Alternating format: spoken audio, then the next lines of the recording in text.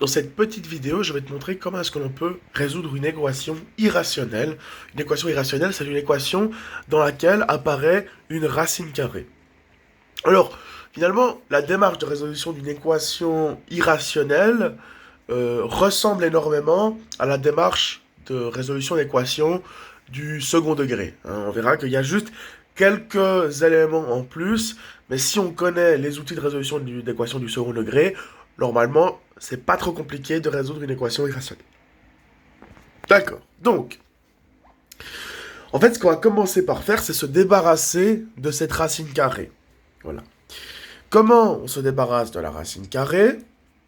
Eh bien, en mettant chaque élément au carré. L'opération inverse de la racine carrée, c'est la puissance 2. Donc du coup, on va élever le membre de gauche et le membre de droite au carré, de façon à ce que la racine carrée s'enlève du membre de droite. Donc, on aura donc x moins 2 au carré, qui est égal à x carré moins 3x plus 1. Le carré annule la racine carrée. Bien. Alors, ici, on a une identité remarquable que l'on va développer. Donc, on élève le premier élément au carré. Donc, x au carré, ça fait x carré. Ensuite, on fait 2 fois le produit entre les deux éléments. Donc, 2 fois x fois moins 2. 2 fois x, ça fait 2x fois moins 2, ça fait moins 4x. Et ensuite, on prend le deuxième élément et on le met au carré. Donc, moins 2 au carré, ça nous fait 4. Et donc, ici, je me retrouve progressivement avec une équation du deuxième degré. Mais en fait, ce qu'on remarque, c'est qu'en fait, cette équation est fort sympathique, puisque je disais tout à l'heure que, en général, les outils de résolution d'une équation irrationnelle diffèrent très peu des outils de résolution d'une équation du second degré. Mais ici, c'est encore plus simple, puisque l'exercice est fait de façon à ce que les carrés, en fait, se simplifient entre eux, puisque on retrouve un x carré à gauche et à droite. Ils vont donc se simplifier, ce qui va nous simplifier énormément la tâche. Donc ici, on n'a plus qu'une équation donc, du premier degré à une inconnue. Et ça, on sait quand même largement faire. Donc on va mettre les x d'un côté et les nombres de l'autre côté. Alors, admettons que je vais mettre les x à gauche. Donc ce moins 3x, je dois m'en débarrasser. Donc pour m'en débarrasser ici, je vais faire plus 3x. Je vais retrouver donc le 3x de l'autre côté. Moins 4x plus 3x, ça fait moins x. J'ai donc moins x plus 4 qui est égal à 1. Maintenant, je vais donc me débarrasser de ce 4 qui est intrus parce que je veux uniquement des x à gauche. Donc du coup, je fais moins 4 des deux côtés. J'aurai donc moins x qui est égal à 1 moins 4, donc moins 3. Moins x égale à moins 3. Bon bah, donc, x est égal à 3. Voilà l'unique solution à cette équation. Et il faut alors ne pas oublier une dernière étape qui, elle, est propre aux équations irrationnelles. Il faut toujours vérifier que la solution ou les solutions respectent une condition, celle que la valeur sous la racine carrée doit être positive. Parce qu'il se peut que certaines solutions ne s'accorde pas à cette condition, ne respecte pas cette condition qui est que la solution ne doit pas mener l'argument de la racine, donc l'élément sous la racine, à être négatif. Vérifions qu'en remplaçant x par 3, eh bien, je tombe bien sur un résultat positif. Parce que la racine carrée d'un nombre négatif n'est pas possible dans l'ensemble des réels. Donc si on remplace, qu'est-ce que ça fait? 3 au carré, 9, moins 3 fois 3.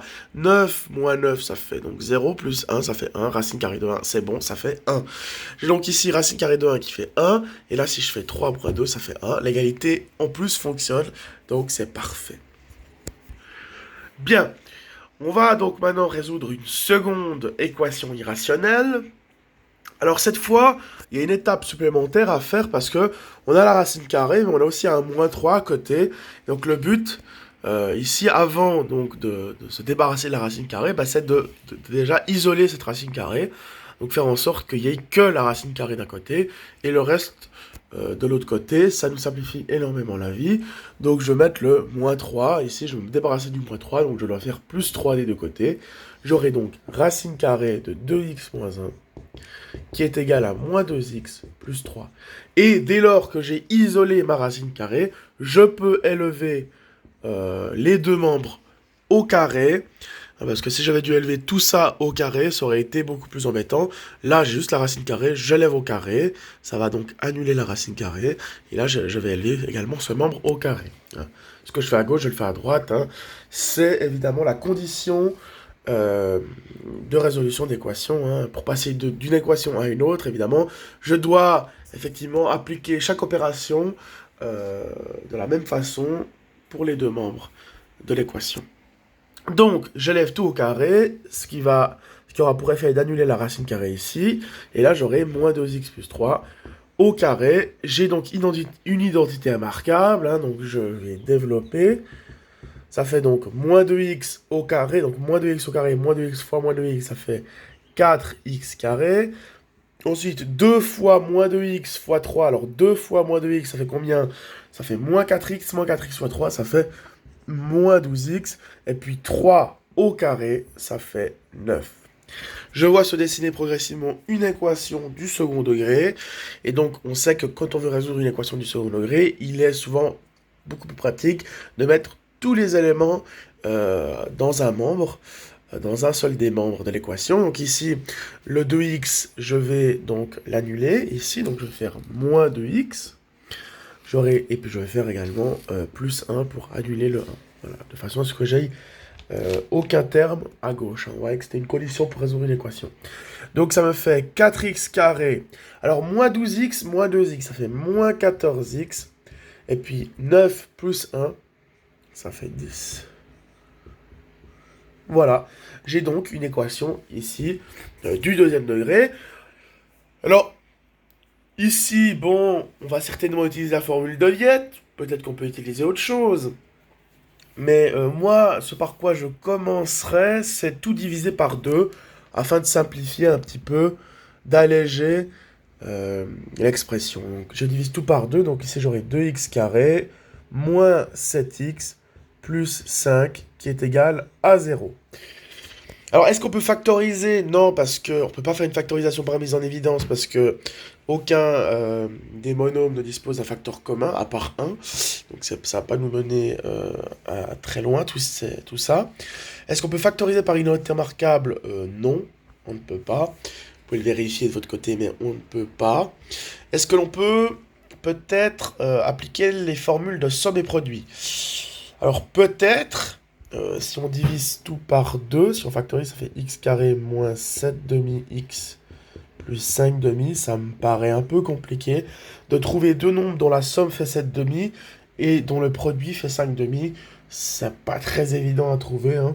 Donc, on va ici appliquer la formule de Viette. La formule avec le discriminant.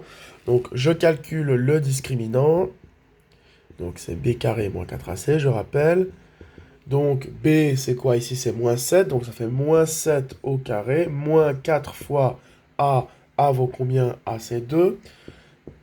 4 fois A fois C, C vaut 5. Donc, moins 7 au carré, ça me fait 49. 49 moins 8 fois 5, 8 fois 5, ça fait 40. 49 moins 40, ça nous fait 9, qui est un carré parfait, donc ça, c'est important de le noter. Alors, comme il y a comme le discriminant est positif, ça implique qu'il y ait deux solutions, x1 et x2, et on va les calculer à partir de la formule de Viette, qui a fait d'ailleurs l'objet d'une démonstration dans une vidéo préalable. Donc, moins b plus ou moins racine de delta sur 2a, qu'est-ce que ça nous fait? Alors, moins b valence, moins 7, j'ai donc ici 7. Le delta, on avait dit que c'était 9. Racine carrée de 9, c'est 3. Donc, 7 plus ou moins 3 sur 2 fois A. A vaut 2, donc sur 4. J'aurai donc deux solutions, x1, x2. 7, on va commencer avec la positive. 7 plus 3, ça me fait 10. 10 sur 4, 10 quarts, ça fait finalement 5 demi. Ensuite, 7 moins 3, ça nous fait 4. 4 sur 4, ça nous fait 1. Voilà, j'ai donc ici deux solutions, 5 demi, donc 2,5 et 1. Et on a dit que c'est pas tout, il faut toujours vérifier une dernière condition, celle qui est que est-ce que les solutions de mon équation vérifient la condition que ce qu'il y a sous la racine carrée ne doit pas être négatif. Hein. Il faut que 2x moins 1 soit positif.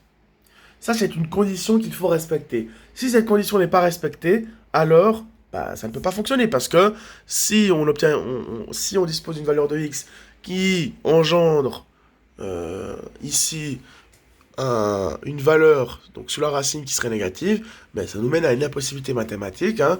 Dans l'ensemble des réels, il est impossible donc d'effectuer la racine carrée d'un nombre négatif. Donc, du coup, vérifions avec 5 demi. 2 fois 5 demi, ça fait combien 2 fois 5 demi? Bah, ça fait 5. 5 moins 1, ça fait 4. Racine carrée de 4, c'est bon, ça fonctionne. Racine carrée de 4, donc ça fait 2.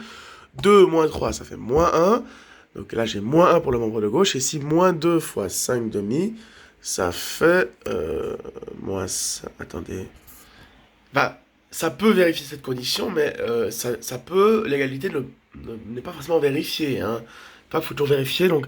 Ça le fait ici 4. 4 à la racine, ça fait 2. 2 moins 3, ça fait moins 1. Mais ici, moins 2 fois 5 demi, ça fait moins 5. Donc l'égalité ne fonctionne pas ici. L'égalité n'est pas vérifiée pour 5 demi. Donc 5 demi n'est pas solution. Par contre, en 1, ça fonctionne. Hein. 2 fois 1, ça fait 2. 2 moins 1, ça fait 1. Racine carrée de 1, ça fait 1. 1 moins 3 moins 2. Moins 2 fois 1, ça fait moins 2 également. Donc ça fonctionne.